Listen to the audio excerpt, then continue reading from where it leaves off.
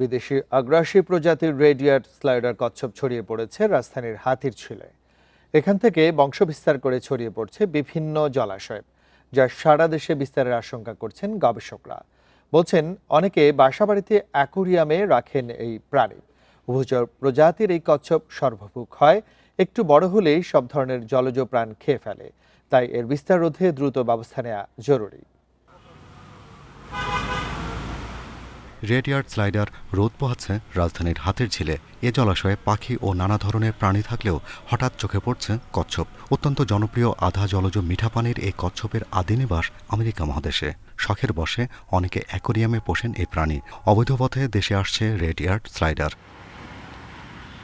বন্যপ্রাণী অপরাধ দমন ইউনিট বলছে, দীর্ঘদিন অ্যাকোরিয়ামে রাখার পর অনেকে জলাশয়ে ছেড়ে দিচ্ছে এই কচ্ছপ।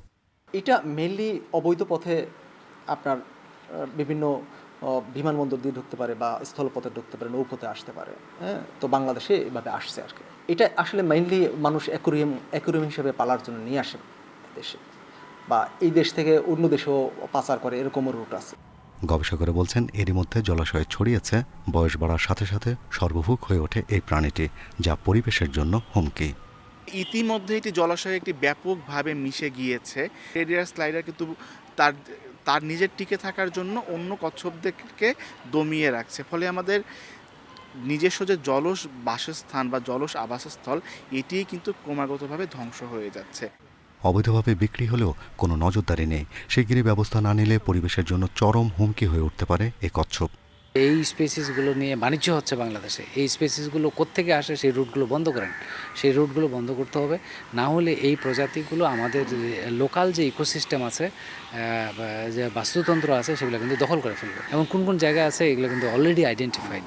সেই জায়গাগুলো থেকে ইচ্ছা করলে এগুলোকে নেটিং করে এগুলোকে সরিয়ে ফেলা যায়। শরীরে সালমোনেলা ব্যাকটেরিয়া বহন করে রেডিয়ার্ড স্লাইডার, যা মানুষের শরীরেও ছড়ায়। স্থানীয় প্রজাতির জন্য ক্ষতিকর এই কচ্ছপ প্রাকৃতিক জলাশয়ে না ছাড়ার পরামর্শ গবেষকদের। Shahriar Anirban, independent news, Dhaka.